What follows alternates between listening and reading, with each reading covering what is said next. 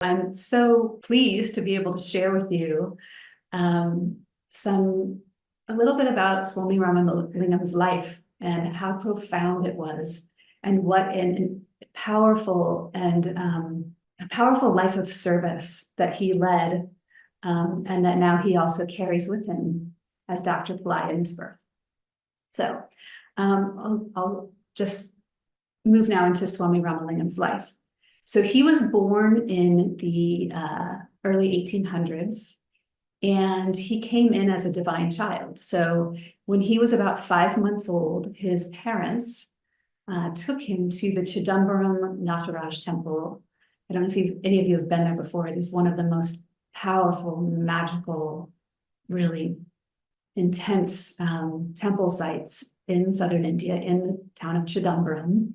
The dancing Nataraj is there in the temple, and they took baby Swami Ramalingam to the temple, and at age 5 months he had an experience of delight. So he, as that young child, actually recognized the Nataraj and remembers that experience, remembered in his adult life, and said that was the moment where the first descent of the grace light came into his physical body at five months old.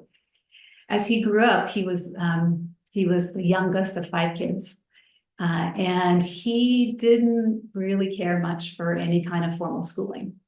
So he would often sneak away to the temple, and his father died fairly young, so the mother supporting the family, the brothers and sisters all sort of tried to get each other to do their schoolwork, and his oldest brother kept basically not only encouraging but also chastising him for not going to school. And Swami Ramalingam, at that point, he was like, I don't need to learn in that way. I will learn all there is to know from the divine that is untaught. And so he refused to do his schoolwork, but instead would go to the temple almost every day.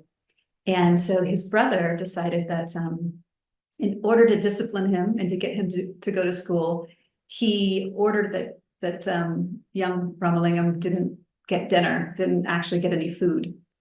And yet it didn't deter Ramalingam, because he would call on the goddess and ask for food, and the goddess would feed him. Right? So as he got older and started doing discourse in the temple and sharing teachings, he was seen immediately as a fully enlightened saint and as someone who carried great light within him. And he became known throughout both Tamil Nadu and southern India, as well as all throughout India. He wrote over 8,000 lines of verse, beautiful Tamil poetry, describing his sublime experience with Lord Shiva, and then ultimately just the grace light, the formless effulgent essence of the divine. And his primary teachings were really threefold. One was he wanted to end the caste system in India, so he did a lot of work and created a guild and put together teachings and sort of efforts to end the caste system. Second, and I would say even more important, was his deep desire to feed people. And so to this day, there are groups related to the Ramalingam temple and ashram that have done continuous feeding since the time he was alive, and are welcome all people of all castes, and have fed millions and millions of people in southern India. And then third, his teachings around the immortal body, the light body, and the grace light. So Ramalingam had a mantra that he spread widely, that he worked with, and it is called Arut Perum Jyoti. Arut Perum Jyoti means the vast effulgent light of grace, the grace light. And so the mantra went like this: Arut Perum Jyoti, Arut Perum Jyoti, Tani Perum Karune, Arut Perum Jyoti, Arut Perum Jyoti, Arut Perum Jyoti, Tani Perum Karune, Arut Perum Jyoti, Arut Perum Jyoti, Arut Perum Jyoti, Tani Perum Karune, Arut Perum Jyoti. And it basically translates as the vast grace light. Shower your compassion and mercy upon me, O vast grace light.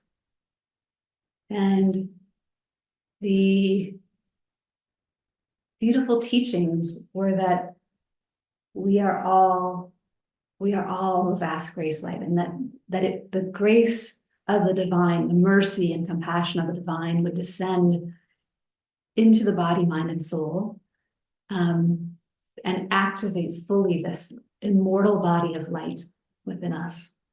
And at the time that Swami Ramalingam was alive, he spread this teaching around the grace light, but he said, I came and I opened up my shop, but no one bought the goods.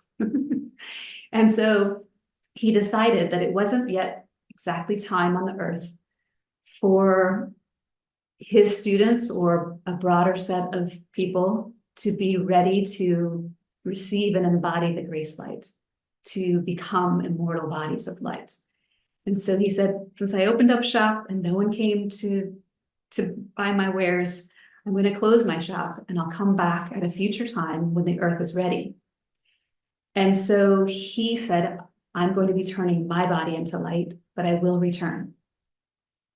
So in 1874, after teaching all of his students and devotees to meditate on the light in the lamp that was in his room, he would set it outside the door and have them take the light and meditate with that light. He said, I'm going to be going into my room. I'm going to close the door. And if you open the door, I won't be there. So he, in January of 1874, went into his room, closed the door, and proceeded to turn his body into light. And this had been, the British were occupying India at that time, and Swami Ramalingam's effulgent body had been noted by the British authorities. In fact, Radha, do you have the photo of Swami Ramalingam that we can show folks? So he actually, prior to going into his room for the final ascension, he started getting very, very bright. And so he would wrap himself in this white cloth and clasp his hands in front of him. He said, in order to hold the energy in the physical form, because if he didn't hold that stance, he would actually start to dissolve into light. And there were experiences where folks would photograph him, and in the photographs, he would appear simply as a effulgent being full of light. You can see another of the images here, with him in meditation, clasping his hands like that, and you can see the crown of light coming out of his head. So these images of Swami Ramalingam, oh, here's another beautiful one. You'll see them if you've traveled throughout southern India. He's such a renowned and beloved figure that you'll see these images on billboards and around the temple areas and so forth, especially in Vadalur, where he had his ashram and temple. So these beautiful, beautiful images. I think there's actually one more with Dr. Pillai at the Swami Ramalingam temple, where in this temple there are no deities, just what's worshipped here is simply the effulgent grace light. And it's a light that has been perpetually burning, actually behind those doors, since the time that Swami Ramalingam was alive. They have kept it burning, oil in that lamp, for all these years since then. Thank you. So, as I alluded to, in 1874, Swami Ramalingam went into his room, closed the door, and the government authorities had been tracking and actually his life and his kind of early ascension process, where he was starting to turn the body into light, and there were these miracles of him,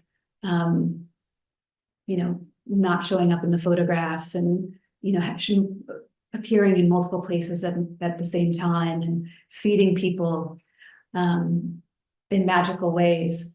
They had been documenting that in the public record. And so as he went into his room, and the devotees closed the door, and ultimately the government authorities came and insisted that the door be opened to see what was inside. And all they found was an empty room. So that was an example in our modern, relatively modern day, of a documented case of a deeply mystical and spiritual person embracing the effulgent light and actually having the experience, having the deep process. I actually meant to bring, there's 2 volumes of Swami Ramalingam's books about his process and practice for attaining the immortal body of light. And I find it so beautiful that in fact this story is documented now in the public record, not as a fairy tale, not as a mystical story, but actually as something that was accounted for and seen by all of the people of his day as real. So, as I mentioned, Dr. Pillai in that birth said, well, now's not the time, but I will incarnate again. And in my next incarnation, there will be those that are ready to experience this vast effulgent light, and ready to work on or attain, ready to receive the grace, right? Because it's not something we can do so much as something we surrender into, to receive the grace and the mercy of the divine in that immortal body of light.